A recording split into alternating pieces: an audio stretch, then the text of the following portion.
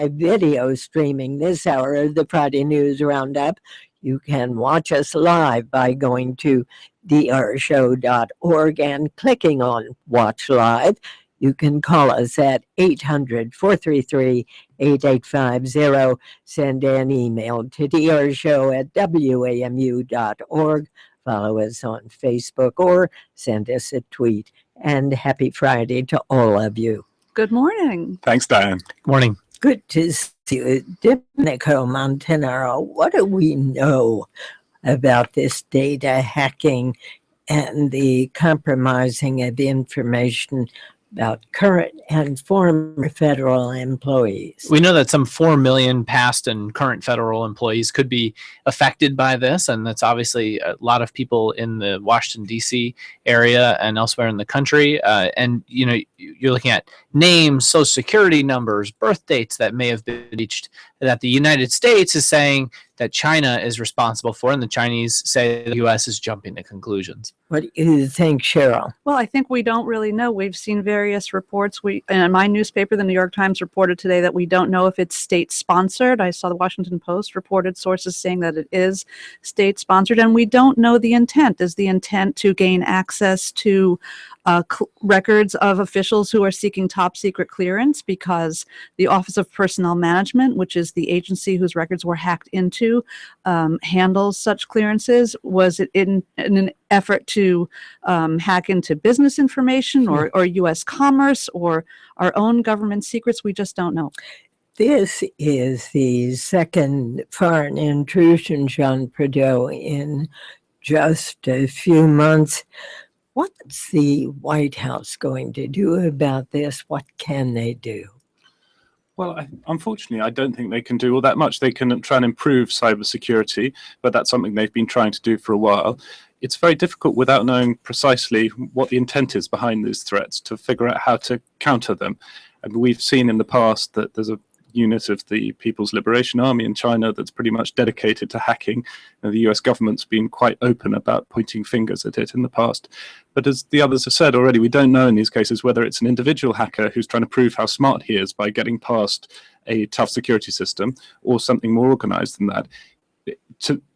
Without a huge amount of further knowledge, of just speculating, it seems to me like a more organized thing. I mean, the Office of Personnel Management, which is the federal agency that was hacked, now is the human resources department for the federal government. It has, Domenico says, all this rather interesting data, even if it's quite hard to know what anyone would really want to do with it, other than perhaps identity fraud. And so it does seem like rather a juicy target.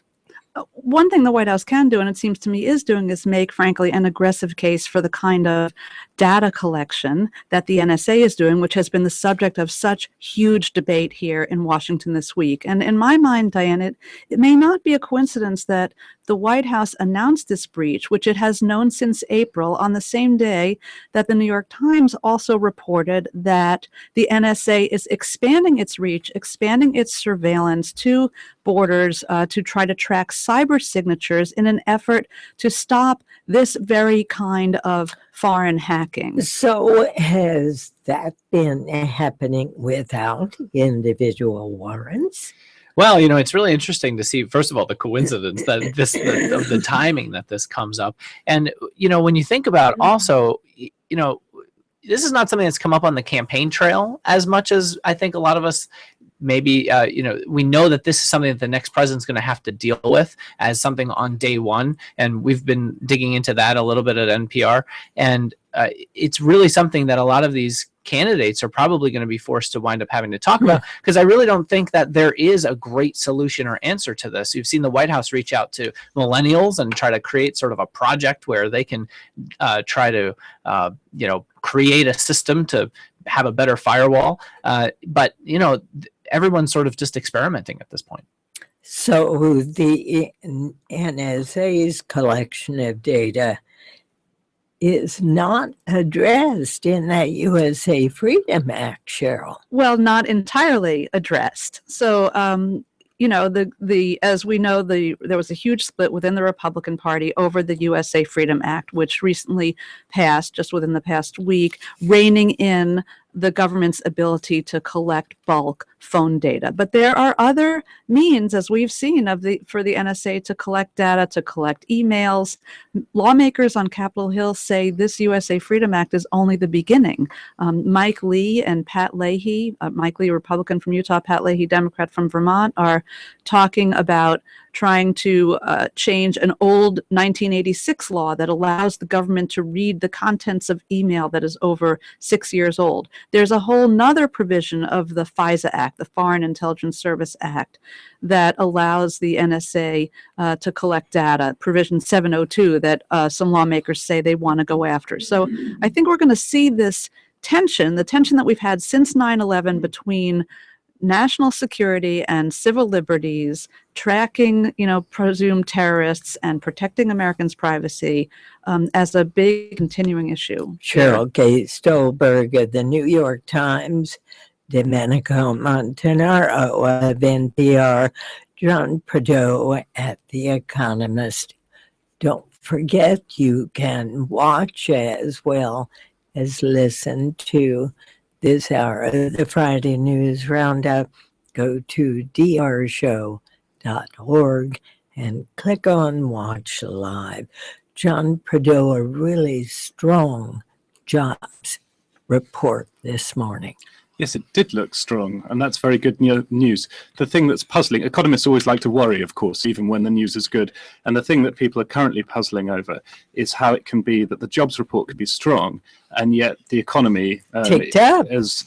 Well, right, but we've recently had some pretty weak economic news. And so normally you'd expect GDP and jobs to kind of track each other. And for some reason, which we can talk about a little if you like, they've been coming apart. But yeah, it's more good news. Tell us why you get this uptick in the unemployment rate at the same time that you do get this strong jobs. Well, many people think it's because people are encouraged and they're actually entering the job market, so there are more people looking for jobs, which translates into it's harder to find a job. One thing I would add, though, there's been some debate among economists about using the GDP as a measure of the economy, and some are calling for a different measure. Instead of gross domestic product, they're calling for gross domestic income. So instead of measuring spending, we should measure how much people earn. And by that measure, according to an economist whose work I read from the University of Michigan, we would say the economy actually grew last winter by 1% instead of contracting, as the GDP numbers showed, by 0.7%. So I think there may be some debate about how relevant or how precise that GDP data is as a measure of the economy.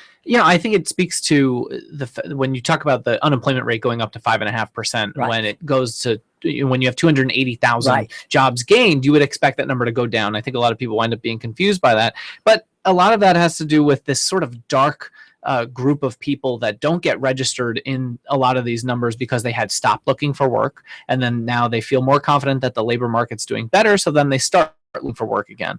And that's part of this, what's going on here. And it's one of the criticisms that Republicans have had of President Obama with the economy and the recovery, that they say there's so many people who have stopped looking for work, you can't really use this number. And even Bernie Sanders has been on the campaign trail kind of undermining President Obama's argument by saying, look, the unemployment rate is even higher. It's double digits if you really look at it.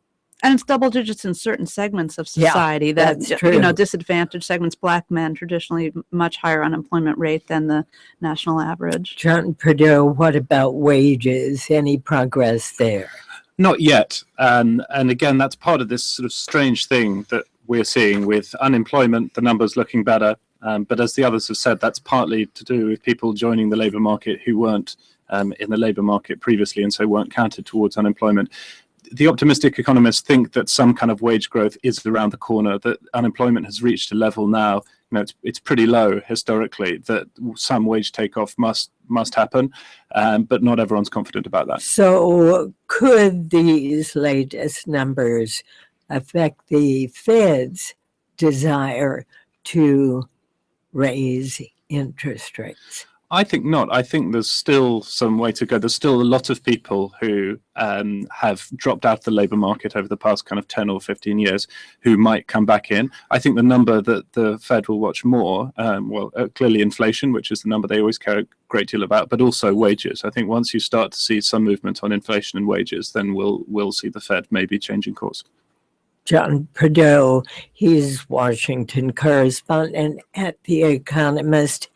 Actually, John, I gather you're headed back to London. This is your last appearance on the Friday News Roundup. Yeah, I'm afraid so. I'm heading back in a couple of weeks to be The Economist's US editor. But I'll be back in DC a great deal, so I hope I'll see you on Friday morning. Good, from time to that'll time, Diane. be great. All right, short break here. And your calls, your comments. When we come back, don't forget, you can watch this hour of the Friday News Roundup. Stay with us.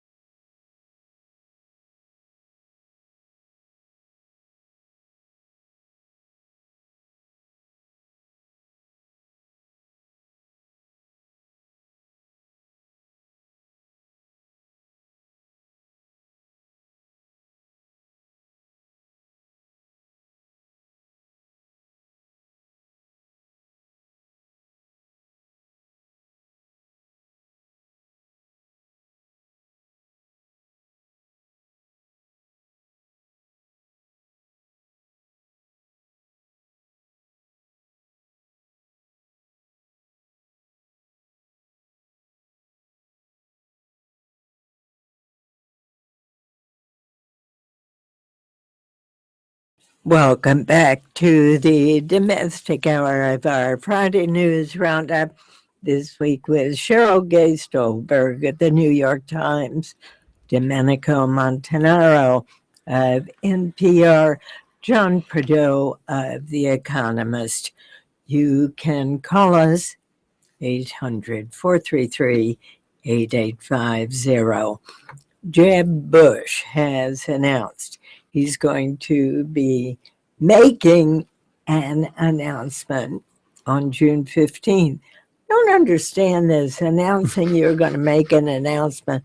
What's going on here? There's been some criticism of him about money raising, hasn't there? Well, sure. I mean, look, Jeb Bush has vowed he's going to raise about $100 million for his super PAC. And part of what's going on with him is, for a while it seemed like he's kind of a candidate, right? But I say kind of on purpose because we learned back in December that he was, quote, actively exploring a run, and yet all this time's gone by and has not declared. He hasn't filed a testing the waters or has money been coming in all this time? Money, it's not going to his candidacy, right? But money is going to the super PAC. So after the 2010 Citizens United ruling, we have this whole new landscape where he's running in a very different way.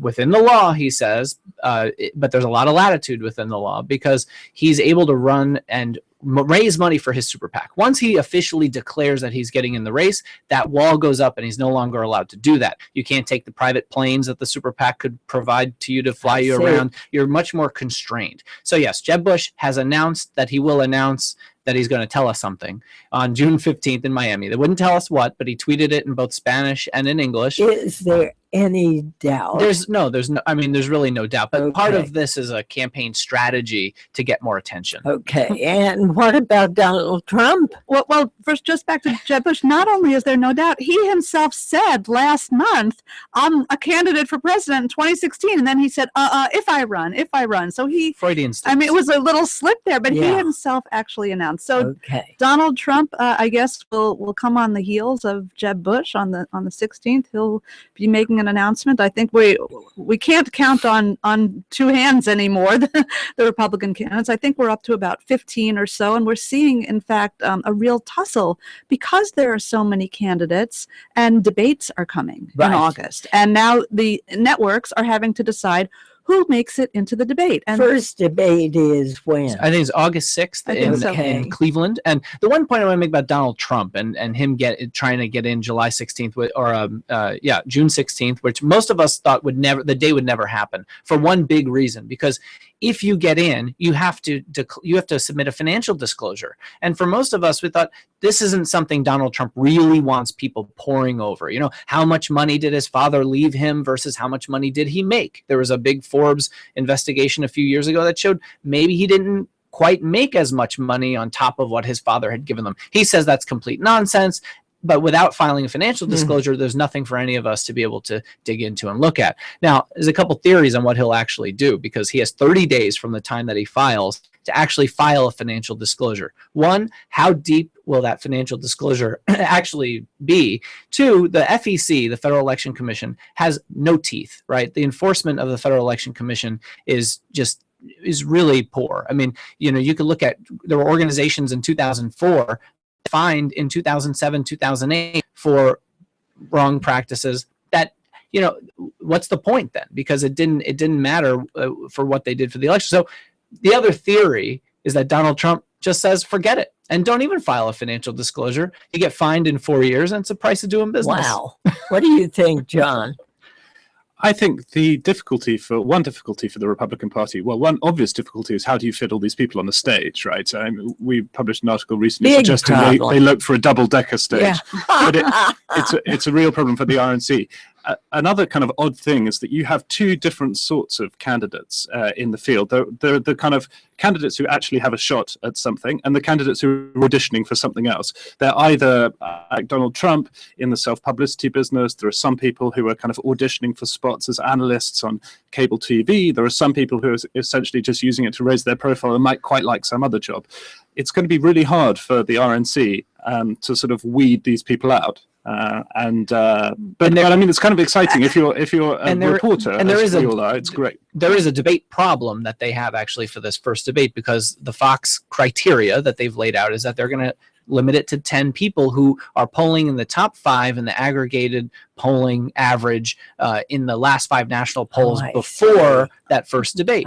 Now, the problem for that, we dug into this a little bit. If you look at the last, let's say, the people who could make the playoffs, the 6 to 12 or 13, they're all in the single digits to low teens. Huh. We all know these polls are not specific, right? They're margins of error. So you can't even pick, based on this group and based on what the polling is right now, between 14 to 6 to have a legit top 10. And speaking of polls, Cheryl, what's behind both Jeb Bush and Hillary Clinton's numbers going down?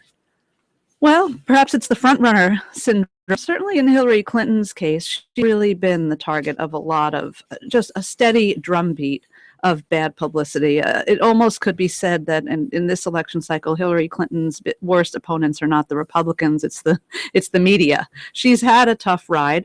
Some of it, or surrounding her emails, the disclosure that she kept a private email server. She herself has along the way made some missteps that have contributed to a perception of her as being out of touch, not in tune with ordinary people. There have been disclosures about the financial doings of the Clinton Foundation, Right. which is, a vast apparatus built up by Bill Clinton, but it is now the Bill Hillary and Chelsea Clinton Foundation? Is it sort of a shadow operation for her presidential campaign, and it has ties to world leaders? It's getting money from, all kinds of companies. So there are all these questions swirling around Hillary Clinton that I think feed into longstanding doubts that many Americans, even Democrats, have about her. And what about Jeb Bush? Why do we see his numbers going down? I think it's partly what we've mentioned already. There's so many people in the Republican Party, so many people in the Republican Party field that makes, that draws something from him. I think he's also suffers to some degree from having a record. He's somebody who people can look at his record as governor of Florida, and in a way that's his greatest strength, because he's been governor of a big state and he can point to that. On the other hand, people can look at some of the things he did and not like them very much. I think the family name possibly doesn't help at this stage, and I think it's also the front runner thing. A lot of Republican primary voters, at this stage in the primary, they're looking for a kind of certain amount of excitement. Later on, they may settle down and ultimately marry somebody who they think has a good chance of winning. Somebody. I'd point you to one polling question that came out earlier this week from CNN, and they asked inside their numbers, which candidate best represents the future? And every time elections come around, Americans say they want change and they want to see the candidate who most represents that change. Jeb Bush was the candidate that was seen as representing the past the most of any candidate. 62% of people said Jeb Bush more represents the past. Hillary Clinton, 51% said that she represents the future. 45% said she represents the past. And that was kind of similar to an NBC Wall Street Journal poll about who most represents change. Marco Rubio was the one candidate who actually spiked in that number of who represents the future. He had 58%. But I think one of the big problems for Jeb Bush, you look at the name and you look at whether or not he represents the future or past. And it's harder for him to make that argument against Hillary Clinton when people see it differently. On that score, Diane, that same poll found that 56% of respondents said that Jeb Bush's connection to the Bush family, to his father and brother, would make them less likely to vote for him. Interesting. We've got new candidates this week. We've got Lindsey Graham from South Carolina, Rick Perry, the longest serving governor of Texas, and Lincoln Chafee.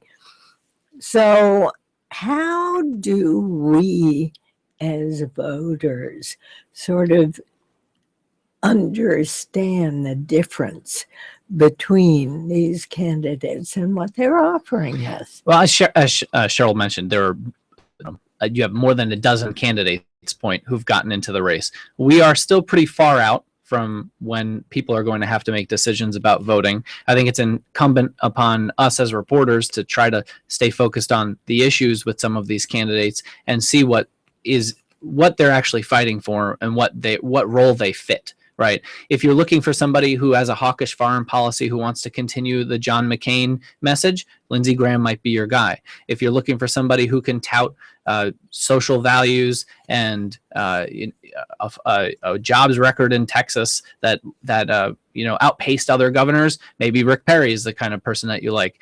And I guess if you want somebody who didn't vote for the Iraq War, right, and was the only Republican to do so, you might like Lincoln Chafee, although he's running as a Democrat. He's running as a Democrat, exactly. And he, had a very sparsely attended opening at George Mason, which a lot of Rhode Islanders were a little confused by. In fact, the Providence Journal, his hometown paper, says they won't even cover him because they don't take him to be a serious candidate. I'm actually an alum of the Providence Journal, starting my career there when John Chafee, Link's father, was the senator. He's long been viewed as very quirky there. I heard from a friend there yesterday that he apparently drove himself to D.C. The chair of the Democratic Party in Rhode Island said, well, it's very nice that Lincoln Chafee is running, but we'll be supporting Hillary Clinton. So I think he was viewed as quirky on Capitol Hill. He's an interesting guy. He was trained as a blacksmith, comes from a wealthy family, became senator after his father died, was always considered kind of the accidental senator, arrived as a Republican, served as Rhode Island's governor as an independent, now running as a Democrat, which I think is maybe closer to his heart. So we'll see. He certainly goes his own way. I mean, talking about quirky, sure. His father's senator, and he becomes a horse farrier. So and another one going his own way is Bernie Sanders, who is calling for lots of Democratic debates, John? He is calling for lots of debates.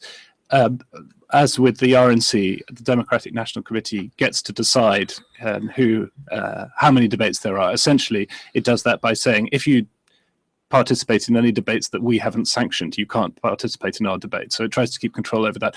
Bernie Sanders is saying we need more debates. There's a lot of issues to talk about and so forth. And clearly, for any candidate in the Democratic field who's not called Hillary Clinton, lots of debates is quite an appealing idea. The Democratic debates will probably be a lot of people just taking shots at her. If you're in her shoes, it doesn't seem like such a good idea. Well, usually when a candidate is seen as somebody who's not getting all the front runner attention, so to speak, they call for a lot of debates because they want to have their voice heard, and they feel like they can show once they're on stage in front of a national audience, you can see how that person would be different than these other candidates. And if you're seen as this person who's far behind in the polls, then you don't get your chance to really size up on an equal playing field unless you're in a lot of these debates. And Diane, let's make no mistake, debates are free. You don't have to pay to buy advertising as a candidate. But it's also such gamesmanship. You've got now Clinton, O'Malley, and Sanders. O'Malley, everybody jockeying for the Hispanic vote. Clearly, we'll see what happens. And you're listening to the Diane Rehm Show.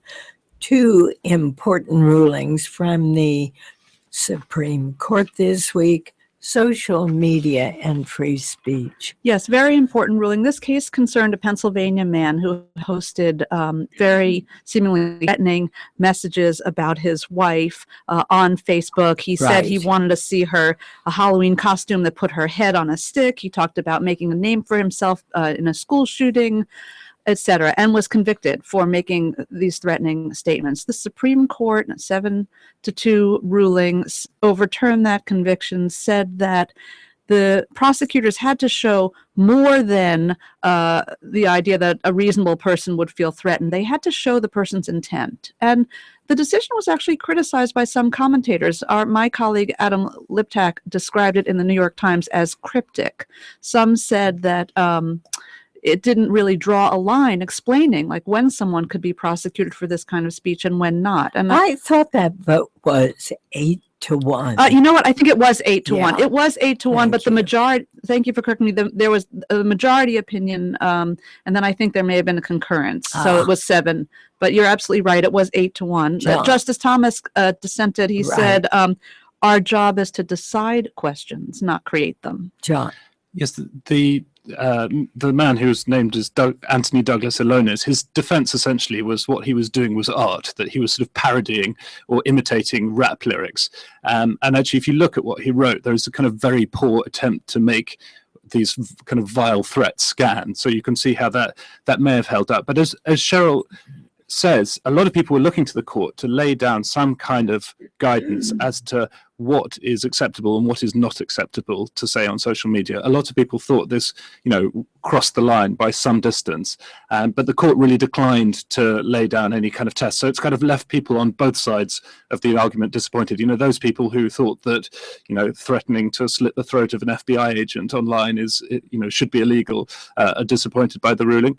And those people who look to the court to draw some parameters here are disappointed as well. And the other ruling on religious beliefs, again, 8-1 in favor of a Muslim woman who applied to Abercrombie and Fitch wanting to wear her scarf. Well, if you've ever walked into Abercrombie and Fitch, there's a certain look that they go for, and they, for whatever group that appeals to, that's what they had said their dress code was. Unfortunately for them, the Supreme Court ruled that you can't deny somebody who has a religious headdress, a headscarf, who wanted to get the job, had done well on the initial application, and then was suddenly turned away for no good reason. And the court 8-1 in this case as well also found in favor the woman in this case. Abercrombie says it's changed its policy since then. Yes, and the Supreme Court made a ruling in a Facebook case without expressing connection to freedom of speech. John? Anybody? Nobody. Okay. Supreme Court made a ruling, not a First Amendment freedom of speech, but rather proof of intent. And that goes back to The Pennsylvania the case. earlier ruling we were talking about. We'll take just a short break here. Your calls, your comments. When we come back, stay with us.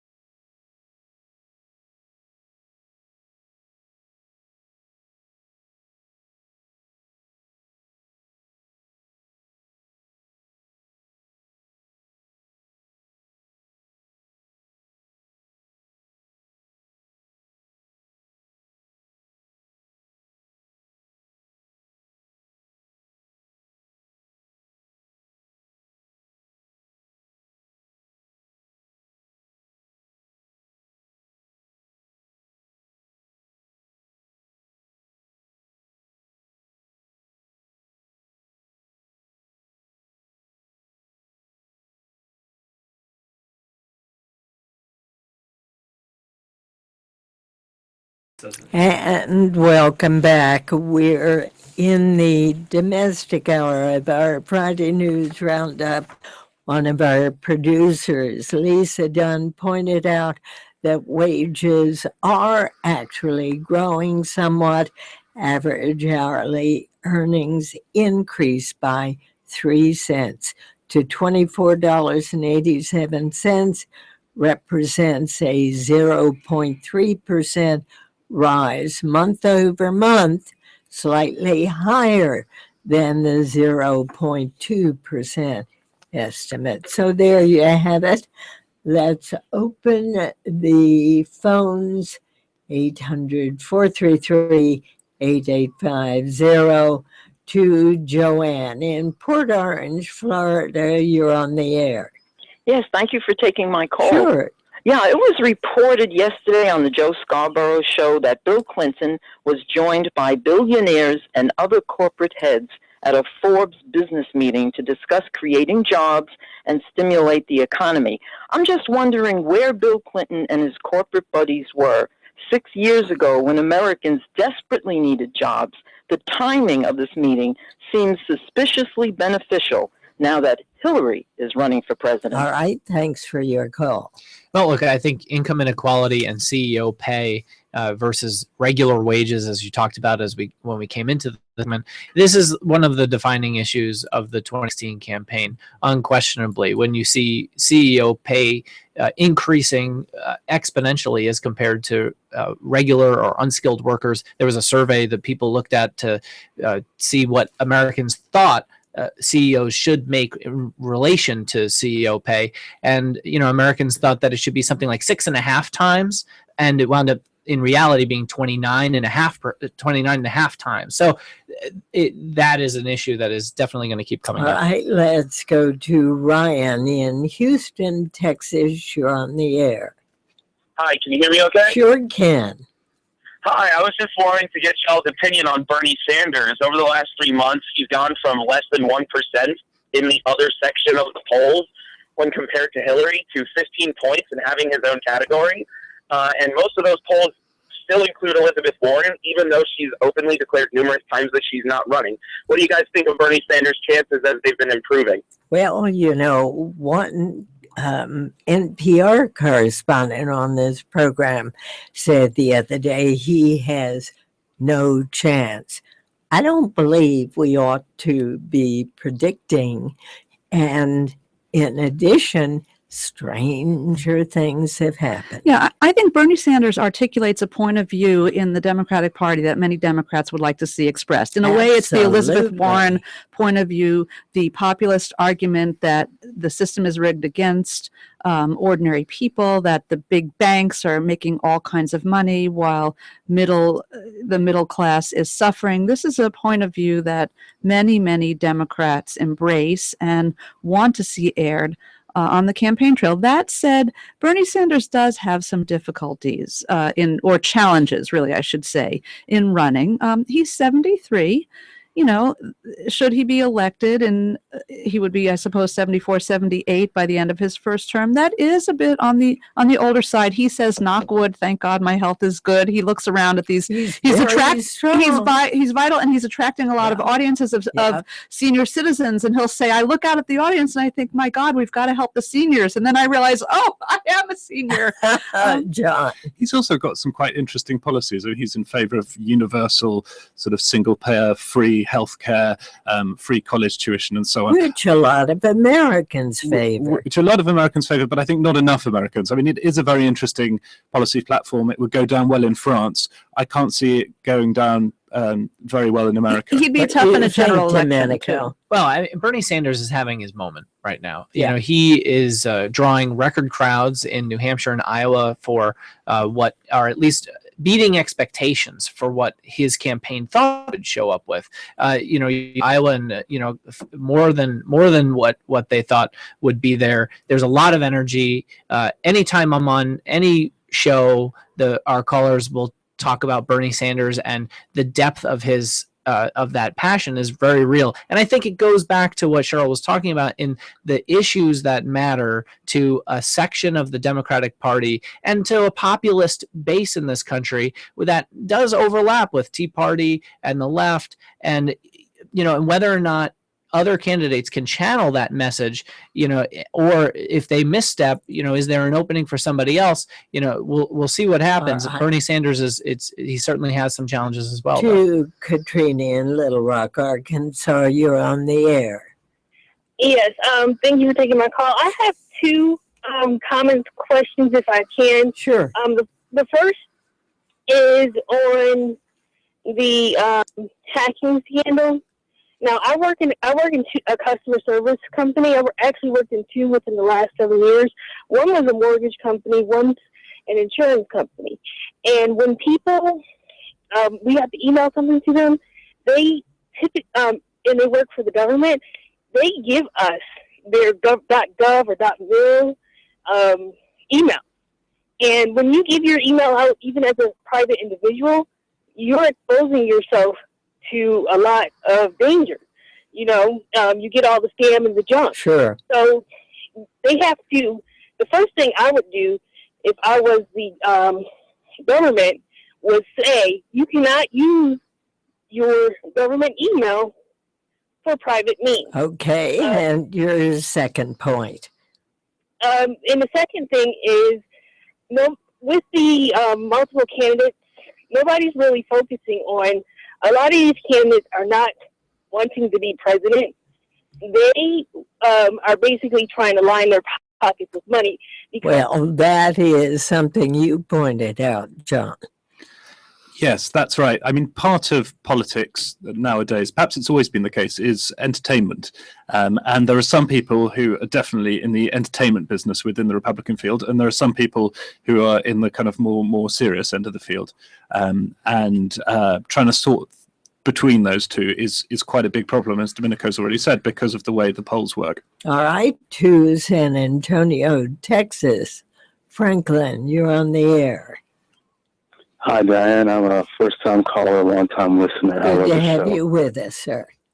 I was just wondering for your guests. I've heard a lot about people making fun of, I guess, the large number of candidates in the Republican pool. But what are some of the advantages, I guess, of having so many candidates running for presidential office under them? You know, I think that's a great point. It's great for democracy. Isn't it wonderful that we have such a healthy debate? And even if it is true, as John suggests, that some are perhaps in it for the entertainment or to advance because they want to land a spot as a talking head on TV, still, we're having a very, very robust debate in this country with a lot of different viewpoints about where we should be headed. We'll see foreign policy hawks like Lindsey Graham and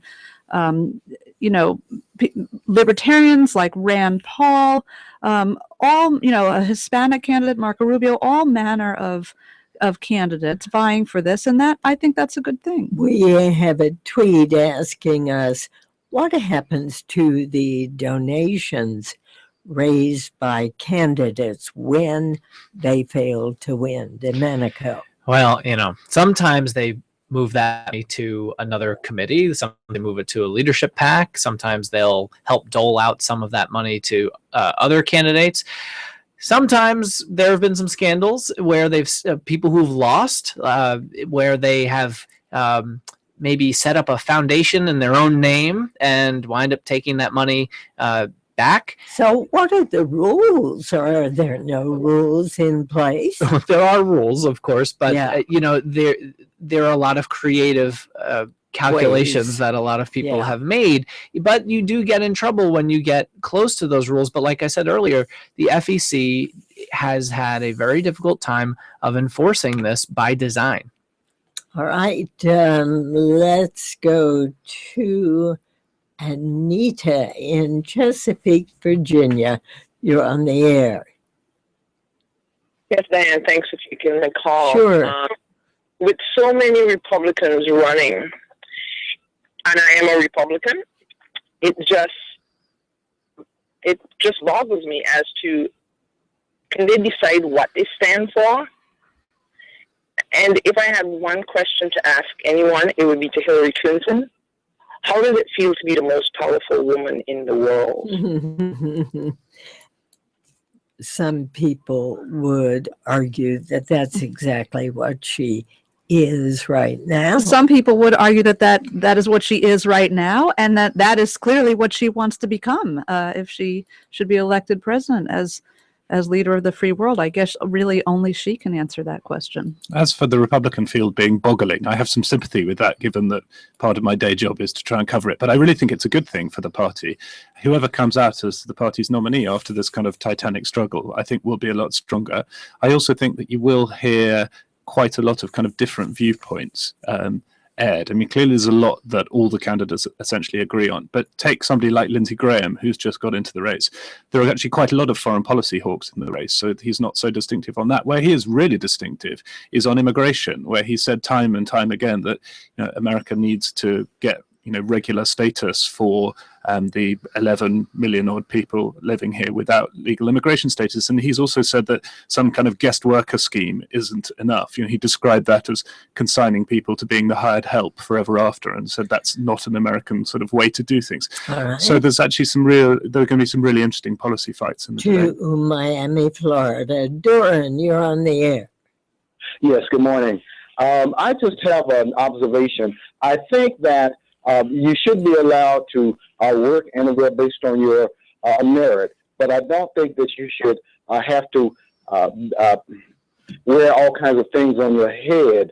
I think that Abercrombie and scent or whatever the name of the store is, has a certain kind of look, healthy, clean, that kind of thing. But I don't think that you shouldn't necessarily bring your religious things into your appearance.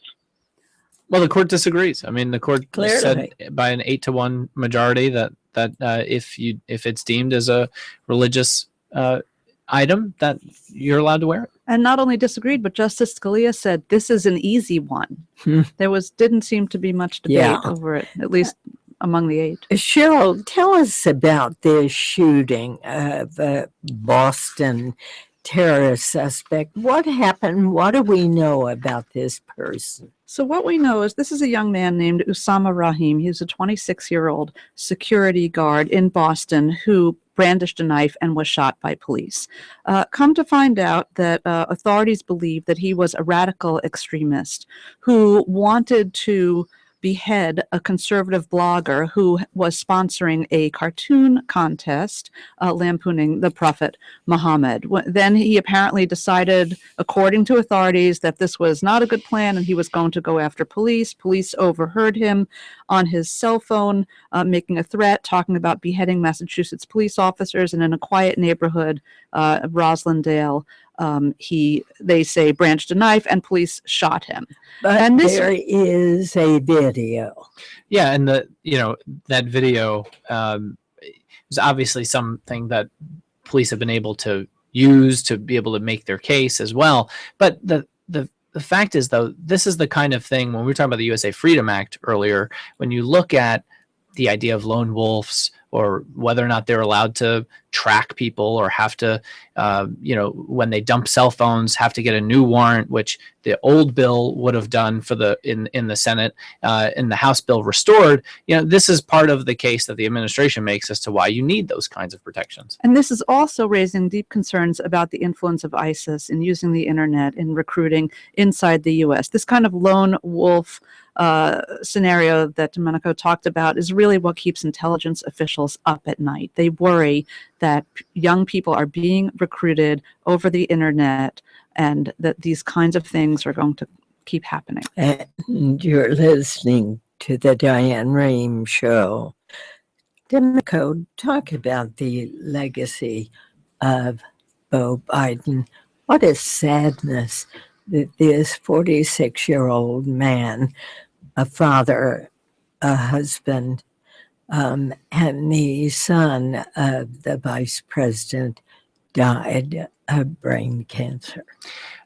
This is a very difficult story as journalists, we're trained to sort of step out from stories and not feel too much of a connection because you have to cover something in a neutral way. But I think this is the kind of story that most people across any part of the spectrum, you feel for him. I mean, because you connect to this. I mean, I have a couple of connections. One, that I'm a University of Delaware graduate, and the Bidens are one of the, kind of royalty families in the state.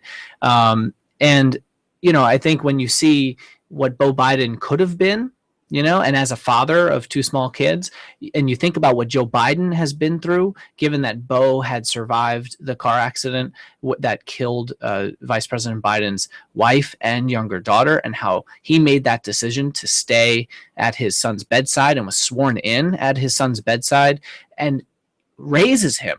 And then something like this were to happen.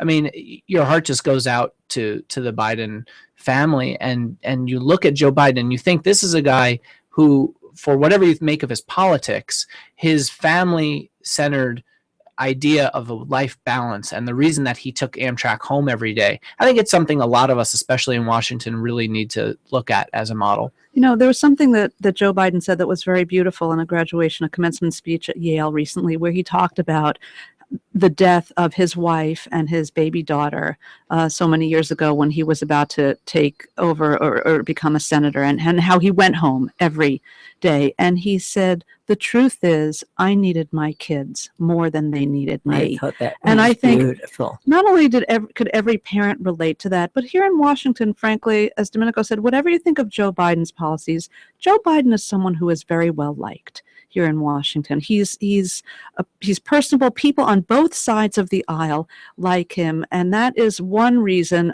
apart from this tragedy, the earlier tragedy of the loss of his wife and baby, now the loss of his son, that people really are grieving for him, and it's a nonpartisan grief or bipartisan. Yeah, I think to be predeceased by one child is grief enough for a lifetime, and for it to happen to the vice president twice is just miserable. And of course, everyone feels so sorry for him.